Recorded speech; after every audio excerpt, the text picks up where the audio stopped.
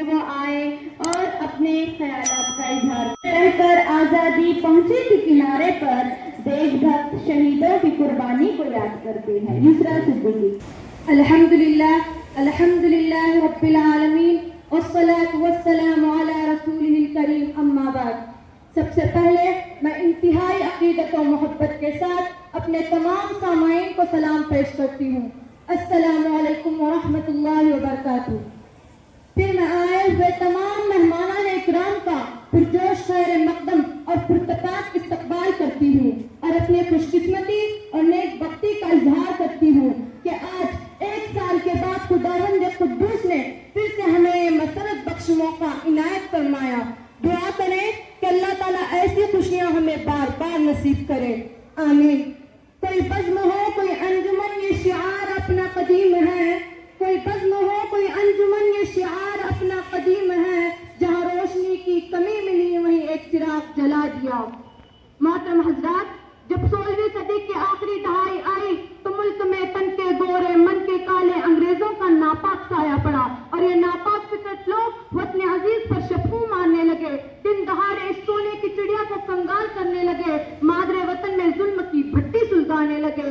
تو ایسے بھیانک اور پرفتن حالات میں حضرت شاہ عبدالعزیز دہلوی رحمت اللہ علیہ نے پوری جرت و بے باکی کے ساتھ فتویٰ جاری کیا کہ ہندوستان دارالحرب ہے، یعنی اب ملک غلام ہو چکا ہے. لہٰذا بلا تفریق و مذہب و ملت ہر ہندوستانی پر انگریزی تسلط کے خلاف جہاد فرض ہے. ان کے فتوے کی روشنی میں علماء کرام کھڑے ہوئے. سید اسماعیل شہید اور سید احمد شہید آگے بڑھے، پورے ملک کا دورہ کیا اور پورے قوم کو جگایا اور ہر طرف آزادی کی ایک لہر دوڑا دی.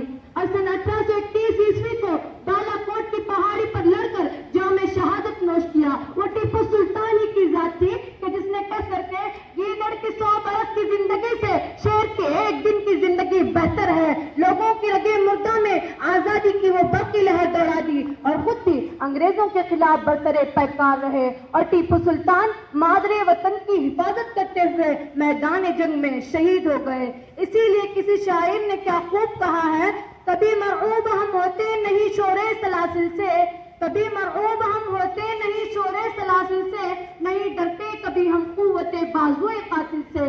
کبھی ہم دار پر چڑھ کر وفا کے گیت گاتے ہیں، کبھی ہم دار پر چڑھ کر وفا کے گیت گاتے ہیں، کبھی شیر خدا بن کے باطل کو مٹاتے ہیں.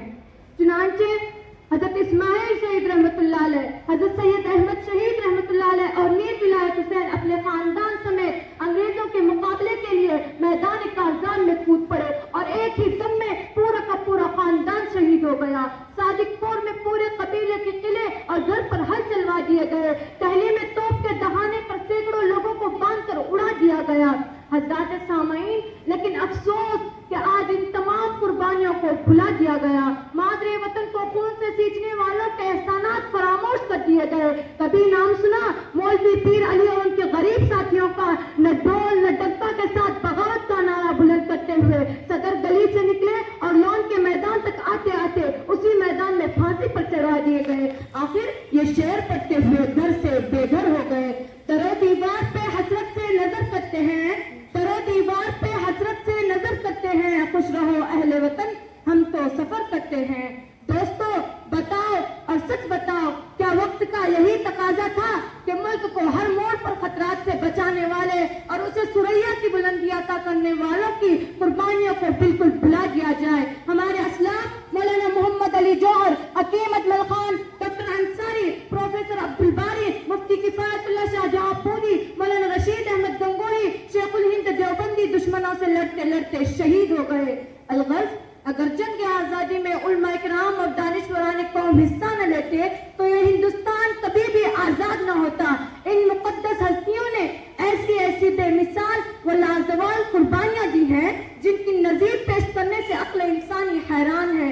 اور آج ہمیں اس بات پر فخر ہے کہ ہمارے اسلاف نے ہندوستان کے ساتھ وفاداری و جانثاری کا ایک عظیم کارنامہ انجام دیا ہے.